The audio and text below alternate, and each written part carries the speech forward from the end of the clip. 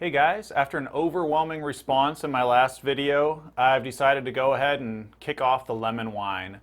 And that's been going really good. It smells delicious. It's been fermenting just wonderfully. And I don't want to make you guys wait forever because it does take a while to make a wine like this. So you can say it's going to be probably another 30 days before I can put up a full front to end video about this. So what I've done is I've posted some instructions on my website on how to make that lemon wine. So make sure to swing by there and you can go ahead and get started if you want, or feel free to wait for the video to come out. But I'd also like to share a cautionary tale. And if you've been making wine for a while at home, you may have had this happen to you before. You may have even had this happen a couple times before. And that is the undesirable wine volcano. Now, this normally happens when you're fermenting warm and you add something like yeast nutrient into a carboy. It can just excite that yeast so hard that it just bubbles out of control, spewing wine all over the room. Well, when I was doing the lemon wine, I got a little bit ahead of myself and was probably being a little bit careless and caused a wine volcano. So let's go ahead and I'll show you that.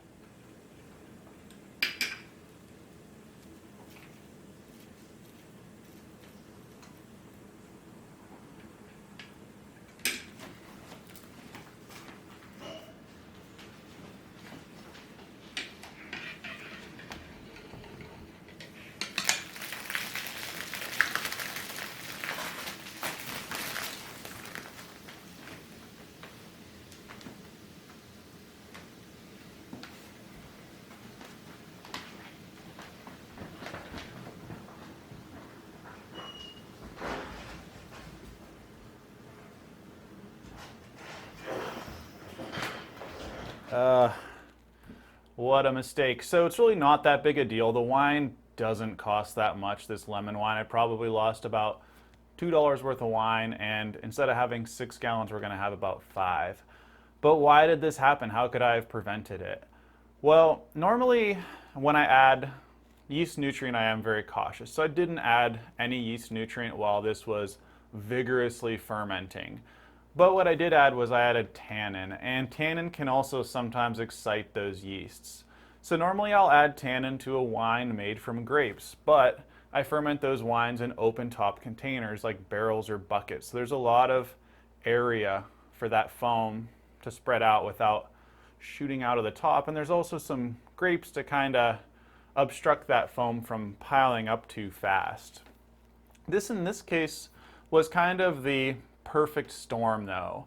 A white wine, which I'll often ferment in a carboy, I'll ferment very cool. So there's really not any addition that's really going to get that wine just out of control, vigorously bubbling. And I usually don't need to add tannin to a white wine. It's generally pretty good. Now, this being a white wine-like wine that did need tannin, I made the mistake of adding the tannin while it was actively fermenting, just like I would with a red wine.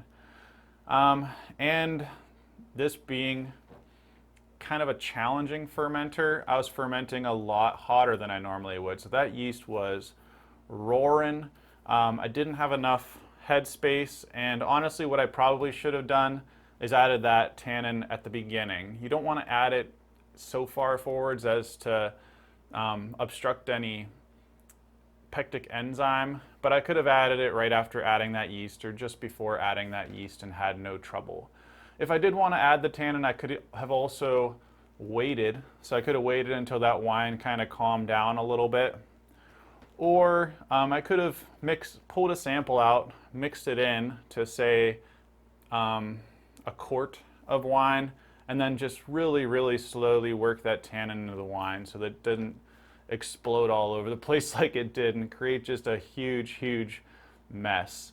I'm sure some of the viewers out there have had their share of wine volcanoes. If you've had experience with wine volcanoes, be sure to mention in the comments below. And if you want to try out this awesome budget-friendly lemon wine, swing by my website, smartwinemaking.com, and check out the recipe there. And stay tuned for a full front-to-end video on how to make that wine.